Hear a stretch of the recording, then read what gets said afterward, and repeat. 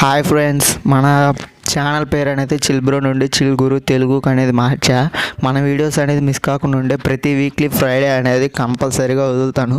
చూడండి, నేను ఈ వీడియో వచ్చేసరికి కైన్ మాస్టర్ అనేది నేర్పిస్తాను. మన సబ్స్క్రైబర్ అడిగారు. చాలా అంటే చాలా ఈజీ, ఓన్లీ బేసిక్ లెవెల్ మాత్రమే నేర్పిస్తున్నాను. Let starts my episode.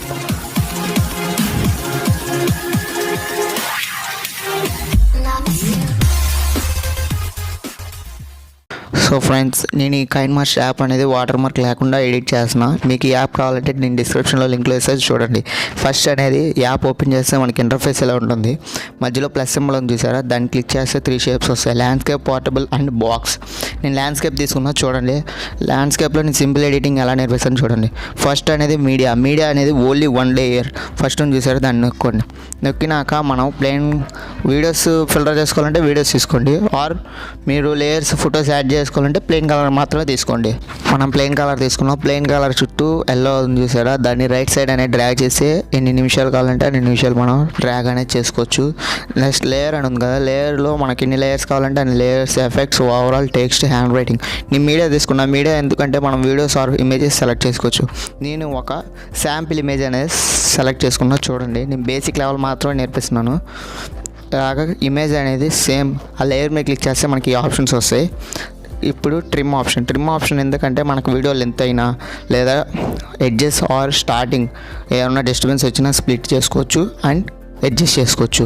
Next వచ్చేసరికి స్ప్లిట్ ఆప్షన్ అనేది ఎందుకంటే మనకు ఫుల్ స్క్రీన్ కావాలా, లెఫ్ట్ రైట్ బాటమ్ అంటే డబల్ స్క్రీన్ అనేది మనం add చేసుకోవచ్చాను friends.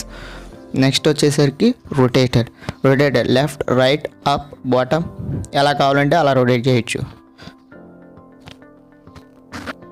And inner animation వచ్చేసరికి మనం ఇమేజ్ అనేది ఎలా ఎంటరింగ్ అవ్వాలి, ఫేడ్ పాప్ కన్వర్ట్ స్లైడ్స్లో ఎలా కావాలంటే అలా ఉంటాయి. ఓవరాల్ యానిమేషన్ అంటే మనకి స్టాండర్డ్ ఇమేజ్ అనేది ఎలా చూపించాలి అనేది. అవుటర్ యానిమేషన్ కూడా సేమ్. అండ్ క్రాపింగ్ వచ్చేసరికి మనం స్ప్లిట్ స్క్రీన్ అనేది ఆఫ్ చేసుకోవాలి. స్ప్లిట్ స్క్రీన్ ఎందుకు ఆఫ్ చేసుకోవాలంటే అది లాక్ అయ్యింది కాబట్టి.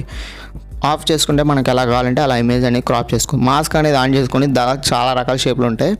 ఫ్యూచర్స్ ఎందుకంటే మనకు ఇమేజ్ బార్డర్ అనేది నీట్గా ఉండాలని చెప్పి ఫ్యూచర్స్ అనేది ఆన్ చేసుకుంటాం.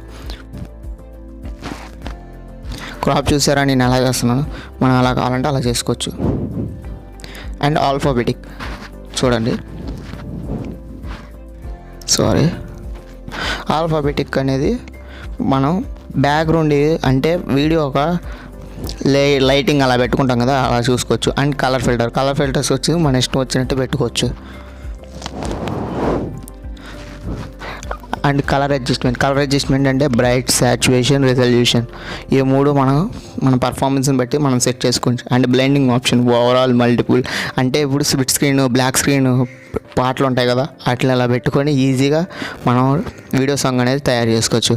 అండ్ ఆడియో వచ్చేసరికి మనకి బ్యాక్గ్రౌండ్ సౌండ్స్ మనం డౌన్లోడ్ చేసుకోవచ్చు. ఆర్ కైన్మాస్టర్లో సింపుల్ అసెట్స్ అలా ఉంటాయి, అవి కూడా చేసుకోవచ్చు.